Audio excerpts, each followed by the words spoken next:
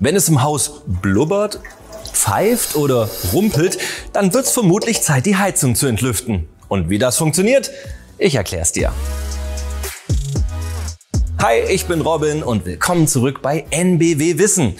Und ja, bevor es losgeht, am besten jetzt schon mal den Kanal abonnieren und die Glocke drücken, dann verpasst du keine spannende Folge mehr. Und wenn dir das Video gefallen hat oder geholfen hat, dann gerne Daumen hoch. Warum muss eine Heizung überhaupt entlüftet werden?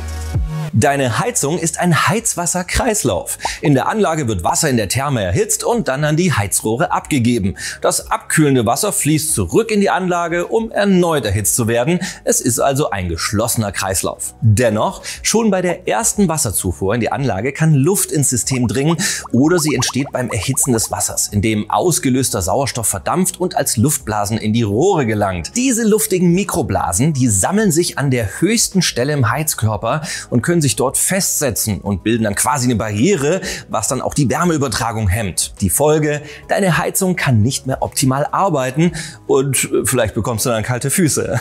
Deshalb ist also regelmäßiges Entlüften so wichtig. Wann und wie oft sollte eine Heizung entlüftet werden? Das ist ganz einfach zu merken. Am besten entlüftest du deine Heizung immer zu Beginn der Heizperiode. Also dann, wenn es bei dir draußen kalt wird und es drin kuschelig warm werden soll. Einmal im Jahr sollte normalerweise ausreichen. Wenn aber deine Heizrohre komische Geräusche machen, wie blubbern, pfeifen, rumpeln oder die Heizkörper nicht richtig warm werden, dann solltest du die Entlüftung vorziehen oder unbedingt nochmal wiederholen. Denn wenn du nicht entlüftest oder die Geräusche ignorierst, dann fängst du an, die Thermostate immer weiter aufzudrehen, um es eben warm zu haben, und deine Energiekosten steigen in die Höhe. Das ist doch ein gutes Argument, um jetzt noch mal genauer hinzuhören. Bevor wir zum praktischen Teil kommen, noch eine kurze Info. Im Folgenden geht es also um das Entlüften von Heizkörpern. Die Entlüftung einer Flächenheizung, also einer Fußbodenheizung zum Beispiel, würde an dieser Stelle den Rahmen sprengen, also los geht's. Heizung richtig entlüften, Schritt für Schritt. Du brauchst folgendes Werkzeug. So einen Entlüftungsschlüssel, den du für 3 € im Baumarkt bekommst oder auch online bestellen kannst. Dieser Vierkantschlüssel ist genormt und passt auf alle gängigen Ventile mit Vierkantstift. Außerdem brauchst du eine kleine Schüssel, um das Wasser am Ventil aufzufangen, wenn die Luft entweicht, und ein paar alte Handtücher, die du auf den Boden legen kannst. Kann ja auch ein bisschen tropfen. Ach ja, und einen kleinen Tipp habe ich noch. Wenn du keinen Entlüftungsschlüssel zur Hand hast, dann kannst du auch eine Zange oder einen Schraubenzieher nutzen. Mit beiden Geräten solltest du aber vorsichtig sein, um das Ventil nicht kaputt zu machen, also ein bisschen aufpassen. Okay, du bist ready? Dann geht's los. Schritt für Schritt. Schritt 1, Heizung abschalten. Als erstes schaltest du deine Heizung ab und damit auch die Umweltpumpe, um die es ja eigentlich geht. Die Umweltpumpe sorgt in der Regel dafür, dass das Wasser durch den Heizkreislauf zirkuliert. Stellst du sie ab, dann vermeidest du, dass weiterhin Heizungswasser und Luft durch die Rohre strömt. Und auch wichtig, mit der Abschaltung verminderst du zeitgleich einen Druckabfall im System. Schritt 2, 30 Minuten warten. Nach dem Abschalten der Heizung solltest du mindestens eine halbe Stunde abwarten, bevor du mit Schritt 3 weitermachst. So kann sich die Luft im Heizkörper beruhigen und sammeln. Zudem schützt du dich beim Entlüften vor heißem Dampf und Wasser. Schritt 3, Thermostate aufdrehen. Nach der Wartezeit drehst du alle Thermostate auf die höchste Stufe. Wasser und Luft heizen auf, dehnen sich aus und die Luft kann leichter entweichen. So minimierst du das Risiko, dass zu viel Luft in den Rohren zurückbleibt. Starte mit den Heizkörpern in der Nähe der Heizanlage und arbeite dich dann bis zum letzten vor. Schritt 4.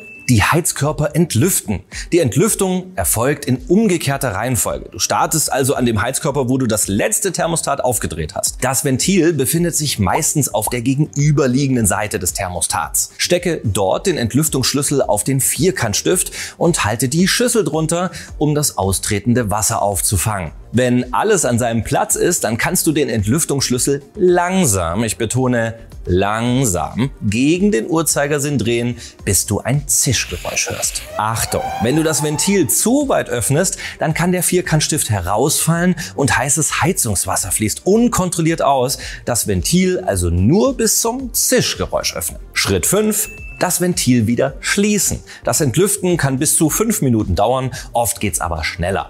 Sobald die Luft raus ist, kommt dann nur noch Wasser. Dann kannst du das Ventil wieder schließen und fertig! Vorsicht, auch wenn die Heizung ausgeschaltet ist, kann der entweichende Dampf oder das Wasser noch immer heiß sein. Schritt 6, die Heizung dann anschalten und den Druck prüfen. Wenn alle Heizkörper entlüftet und die Ventile wieder dicht verschlossen sind, dann kannst du die Heizung wieder anschalten. Schau auf das Manometer, um den Druck in der Heizanlage zu überprüfen. Das Manometer gibt dir Auskunft, wie hoch der Wasserdruck in deinem Heizsystem ist. Beim Einfamilienhaus sollte dieser bei 1,5 bis 1,8 bar liegen. Sollte der Druck durch das Entlüften abgefallen sein, muss Wasser nachgefüllt werden, damit die Anlage ordnungsgemäß laufen kann. Schritt 7. Die Heizleistung prüfen.